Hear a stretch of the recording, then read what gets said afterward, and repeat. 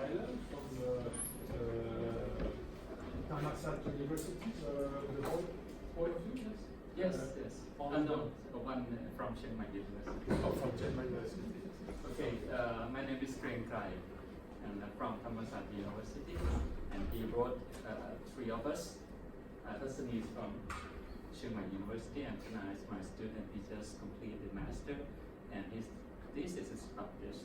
But actually, just would like to give you some idea why we chose this topic.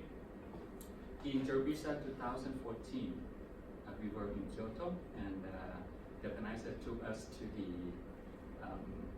auction site and also the recycle. On that day, I thought, okay, this is a kind of the new thing that in Thailand we don't have. So after coming back, I asked, where have all the cars gone? So we would like to know the destination of the old cars. So this topic is like a case of developing countries to dealing with this. But we had no any data on this, so we have to do this research. So today we would like to talk just three things. The first is we want to uncover what is the ELV value chain in Thailand. The second, we try to do the survey on the consumer, the car owner. What do they think when they buy a new car? What do they do for the old car that they just no longer use it? And the last one, we try to do the questionnaire survey and try to answer what are the factors affecting their decision to engage or participate in the recycle. This is kind of hypothetical. So, when we first taking this research, we reviewed the literature and we found that in developed countries like EU, they have the directive. In Japan, you have the Recycle Act or something, right? And in China, they also have the law. And in Taiwan, it's probably the first among what we found is in 1994 to do the recycle. Okay, about the ELV. So this thing that they are developed economy, they are considering the negative externalities of the improper treating the ELV. That is one thing, and the second is about the potential recovery of the resources from the used car. So these are the issues that has been taken up by the literatures. So if you're looking at the negative externality, it is like we just try to compare. One car, it contains this substance, how much? And if we have 1 million cars, it will be this much. So this will deteriorate the environmental, and it will create a problem to the society and environmental. Okay. So just want to ask, this is to give you an idea. In Thailand, we have developed our auto industry since 1961. From 1961 to last year, 2018, there were total number like 20 million units of cars sold. Do you know how much is running on the street? Can you guess? Okay, just guess. How many million? It can be no larger than this, right? It's not large amount, but this number is like 60 million. So that means the car produced and sold 30 years ago still run. So this is very common in Thailand. Okay. So we want to find how many cars has been stopped using. We're looking at the statistic from Department of Land and Transport in Thailand, and this is the accumulated number. You can see that in the past 10 years, the stock of the car in the market increased from about 8 million cars to 60 million. And the car that is older than 10 years, they are not small portion. This means in Thailand, Thai people use a longer period of the service from the car. So when they will stop using this and how they get it off, or they what did they do with their car. So that is our research. So the stock of the Thai auto, we found that from about 16 million cars, each year there will be new car entering into the market. This new car is like the red one. Every year, about 800,000 cars. Some years we have 1.4 million. Some years we have 1 million. But on average, in the past, it was 800,000. And then this will increase in the stock of the car, right? And some were removed or go out from the system. There are two types. The first is the owner just deregister the car himself. Or the second, if they did not do, the system will revoke the car in 3 years if they did not pay the tax. So the number of the car releasing from the system on the data system is about 140,000 cars per year. But the problem is, when these cars revoked, after 3 years they did not pay the tax, but for some reason they want to reuse it again, then they can do the re-register. So this means from 20 million units of the cars, and we had 16 million available that has been using, that means some has been going through this. So that's what this statistic tells us is the used car, sometimes it's no longer used, and then they have some process to bring it back, revive it, and make it into the road again. So do you think the old car will have any problem to the society? First, pollution. Second, safety. And this section is about the labor market. I think this is a kind of the labor that appear into the used car market, but we will not touch in that issues. Okay, so our preliminary finding is that we want to looking at how the players in the value chain treat the cars, and we found that all the ELV have been treated by the informal sector. We don't have any registered company to do the recycle. I mean, for ELV, we don't have. So they have all of them, I can say, because we surveyed the factories, 99% they had no technology. What they did, the technology is inappropriate. They don't know how to deal with the ELV. And it is important that these sectors, I mean informal sector, they were driven by the profit maximizing. So when they did that, they do their business, they do not care about what will be the impact to the environment. They will take as much as available from the car and sell it. But for the rest that has no value, they will release or just put into water or soil. So this is because of that we have no ELV regulation. I will show you some pictures from our survey. If you have been in Bangkok, this is in Bangkok. We have this kind of shops. So you can see there is no standards of treating this, right? And we went to up country like in Chiang Mai. You have been in Chiang Mai. There are many of this.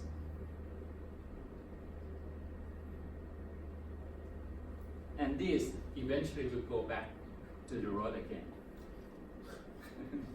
Okay, so the flow of the ELV, we found that it has 3 stages. The first is the collect stage. It depends on the owner of the car, the old car, and it has 2 types.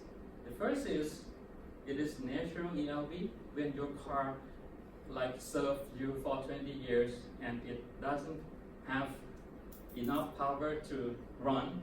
You need to go to the repair shop, and then you found that, oh, the cost is too high. Then you just dump it, right?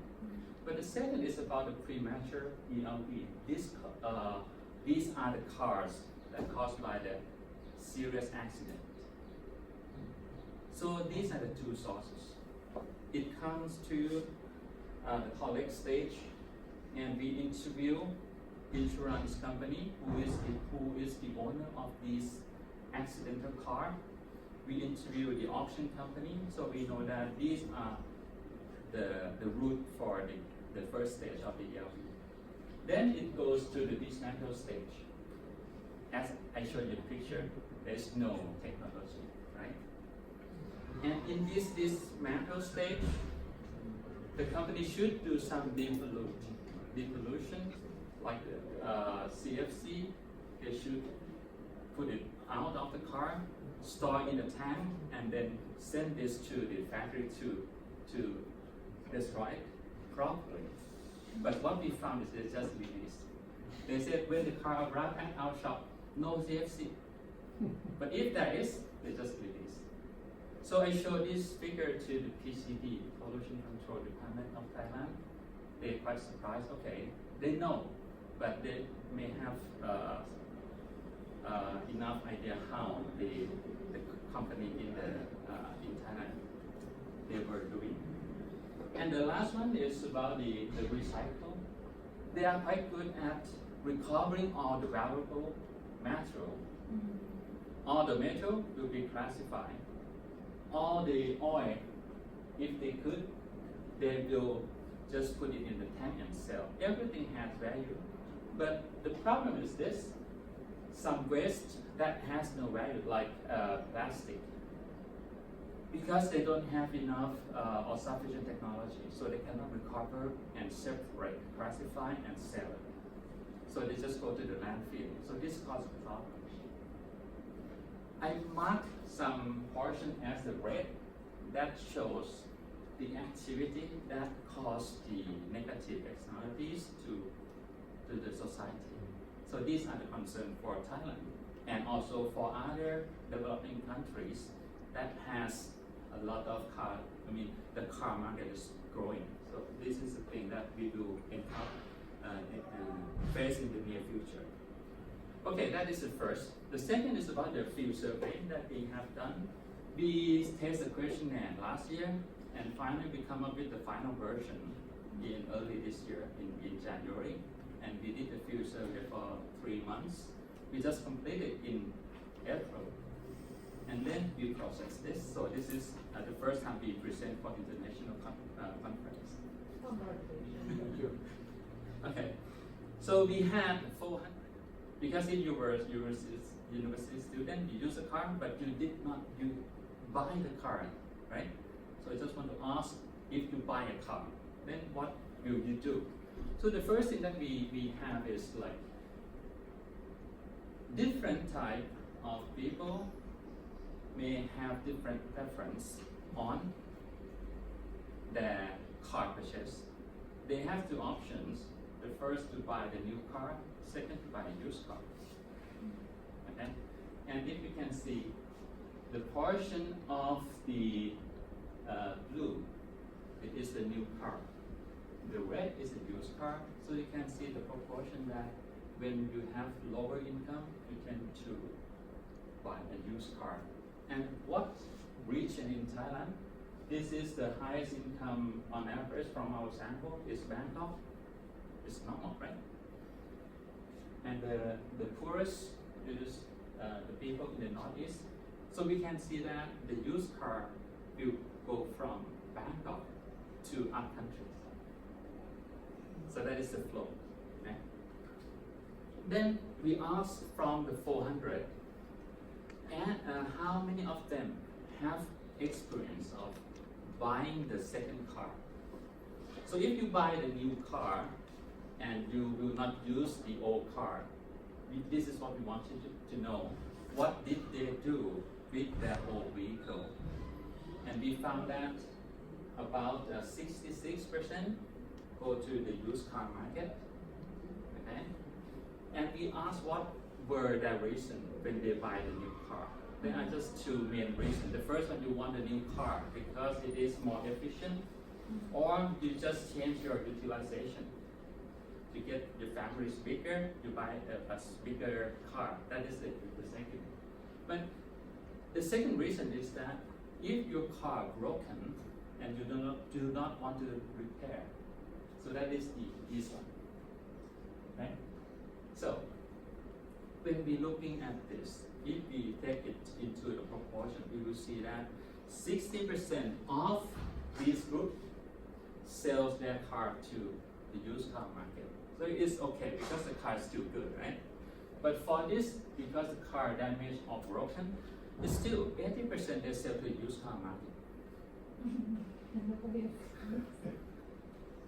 So they sell to the used car market. It is not exactly like you sell and then the shop sell that car. They have to repair, right?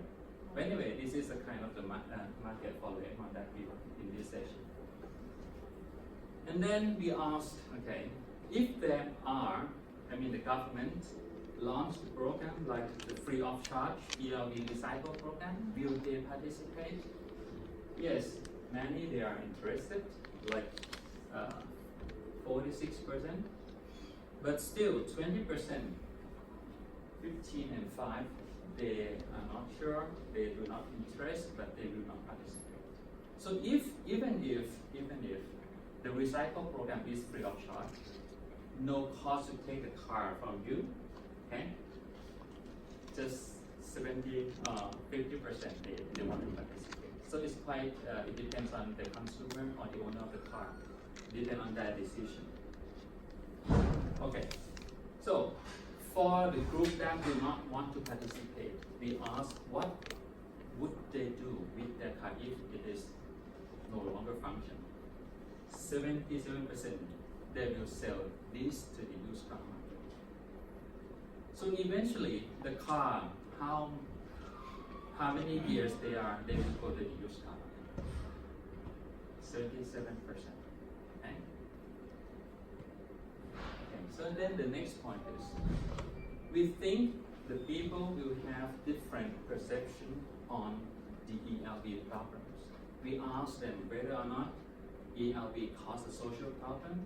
Some said yes, that is. Some said no, they don't think so. So we classified them into two groups. And what we found is that the people who think ELV has problem, they seem to perceive higher level of environmental or safety concern. As in this, when you care about the problem of the ELV, okay, the magnitude of environmental problem for this group, the left one, is higher than the red one. The yellow is high, on average, is higher than the red group. These are the two groups that look different. They have different perception on the ELV. Those who care give higher magnitude of the problem than those who are not. So we think that the perception of the car owner may have some impact on their decision to participate on the ELV recycle program. So then we asked if the government charge a small amount, like it's 80 to 160 euro for the recycle, will they are willing to participate? We found that 40% they would like to, willing to, would like to, and about 20% they do not agree. But if the government passes law, they will cooperate. But still, 30% they do not want to participate. So this means they have different view on this and different perception. So what can we do is we try to do the structured equation modeling in order to find the determinants of the participating ELV recycling project. We classify our questionnaire into three groups of the variable. The first one is about individual characteristics, like their income, their buying new car or used car, their preference. The second is about the knowledge about ELV recycle. We test them. And the last one is about the perceived perception concerning the ELV problem. We try to do this and we want to see which factors will drive the people to participate in the ELV. Okay, we use AMOS. And this is what we found. The first group is on the left, like the price of the car the people purchase. the type of vehicle, the region of their, like their hometown, like their living, whether they buy the current one is new or used car. And the second is on the knowledge of the ELV. The third one is problem, and this is participation. But what we found is that the knowledge of the ELV, there are no variable that can increase the knowledge of the ELV of the people. No matter you buy the new car, it doesn't matter that you will know about the ELV problems. Okay? And the ELV, knowledge of the ELV, did not make people participate in the program.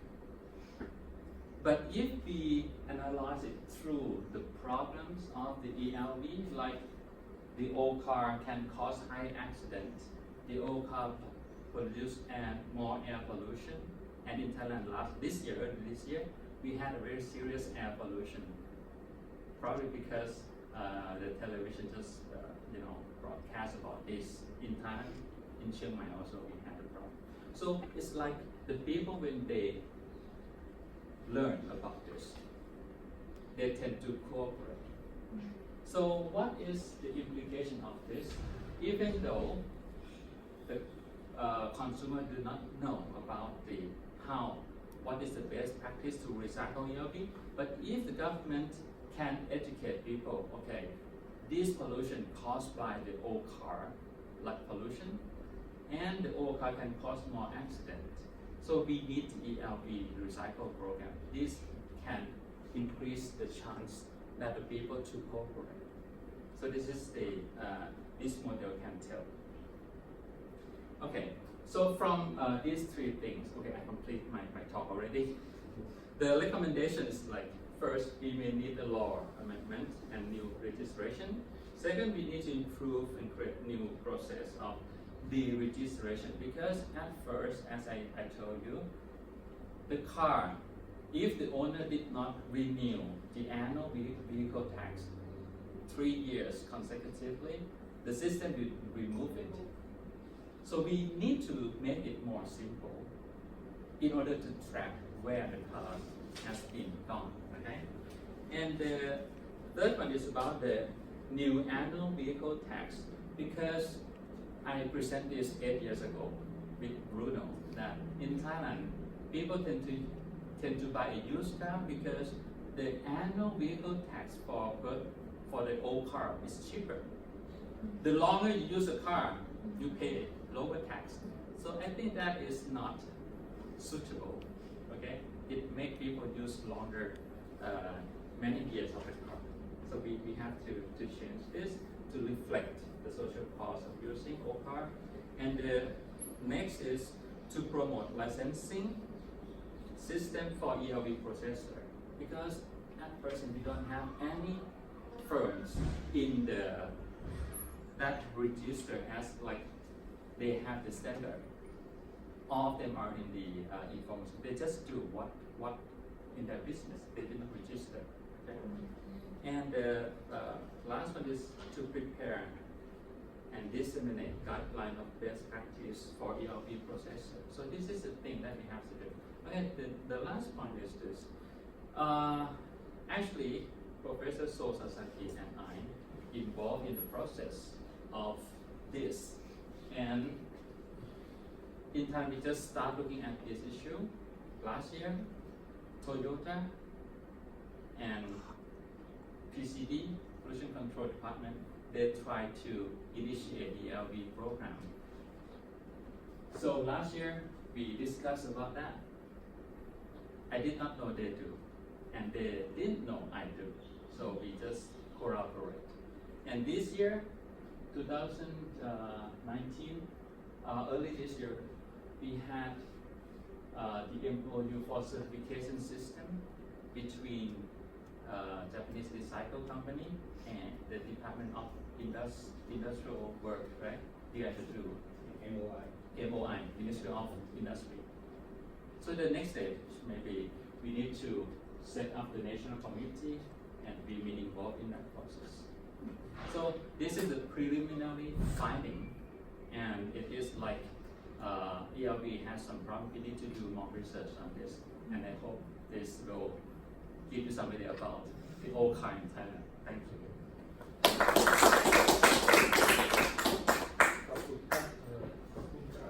Kriengkrai, thank you for this optimistic presentation, because it shows that when you inform people about safety and environmental concern, they tend to comply more with the idea of recycling their cars. Do you have any questions, please? Yes, please. You talked about that you, when registering the car, Yep. you have to pay a tax for registering the car. Is it necessary to have a technical inspection? If the car is new and it's like 5 years, no need to do the inspection. But after 5 years, yes, you have to pass the inspection. Okay. Yeah, I have a question. Just curiosity. I was wondering, what is the situation in terms of emission standards, safety rules in the neighboring Asian countries? Why?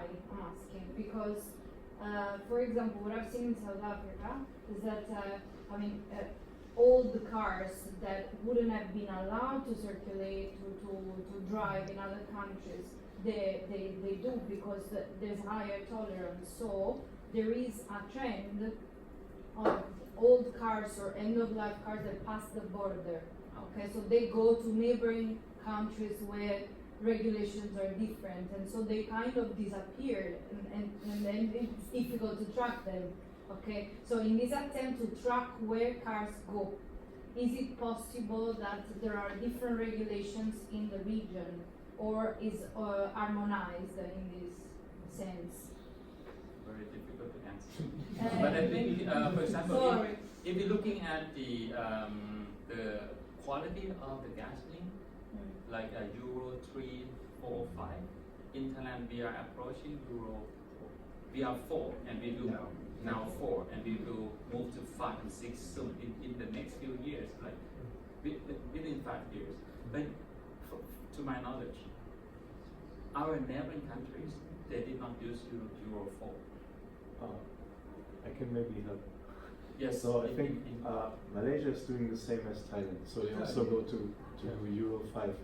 And with the import of used cars, some countries have very strict regulations. So in case of Vietnam, they are very afraid that they become the dumping ground for example, Japanese cars, and so they implement an import quota of like 200 used cars per year. So maybe Vietnam is not an option, but I'm not sure about, I don't know, Laos or Myanmar. That's maybe a completely different story. In the past, I think the next period we talk about Myanmar.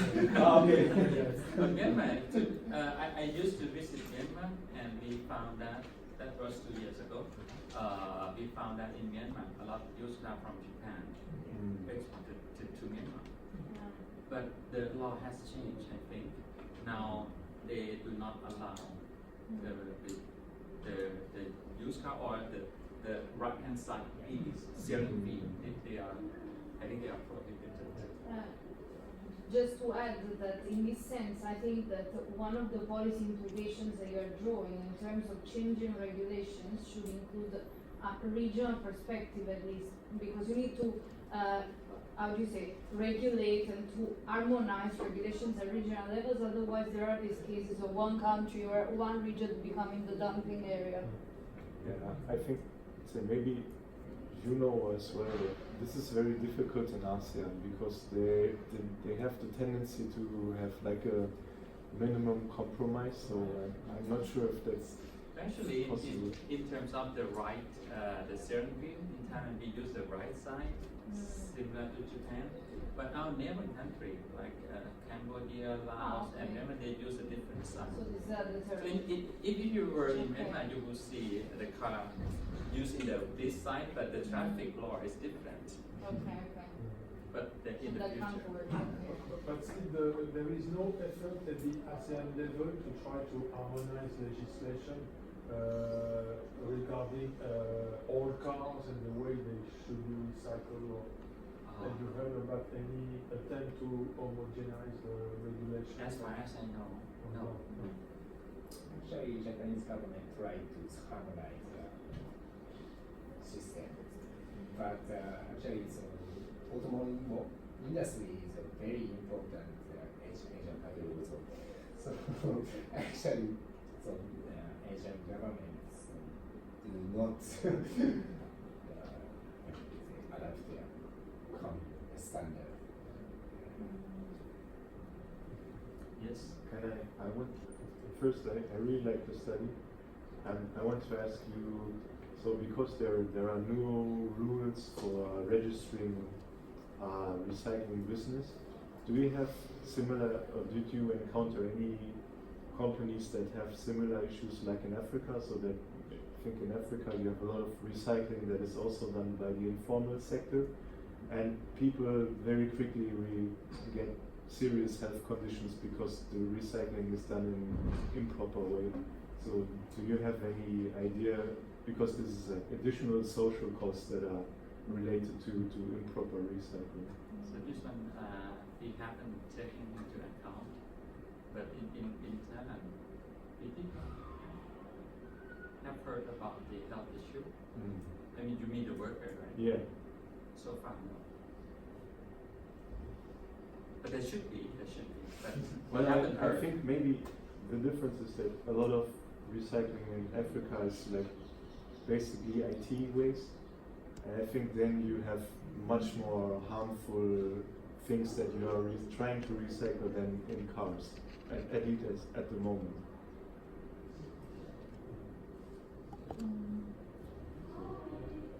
Yes. Sarah's recycling system in, well, basically, Thailand is not the most advanced country in ASEAN.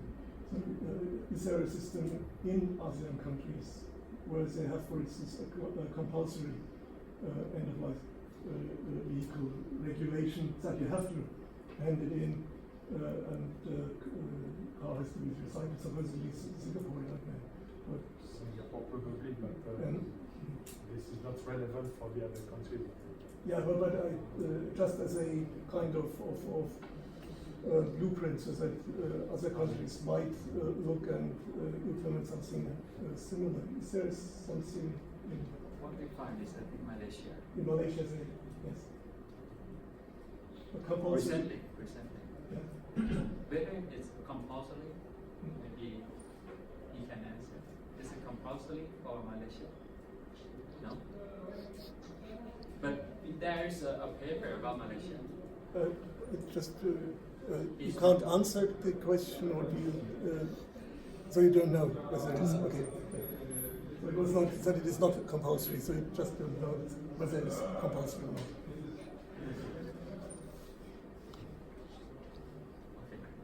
Any other questions?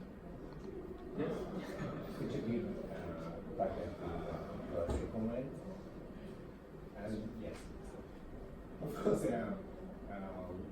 we are same project, so completely agree. But if you have one choice, what is the first priority in your recommendation? If we have only one choice, One choice. Could you let me know what is first priority? can I have two? One choice is like. But I think the first thing that we need to know is about the registration. Yeah.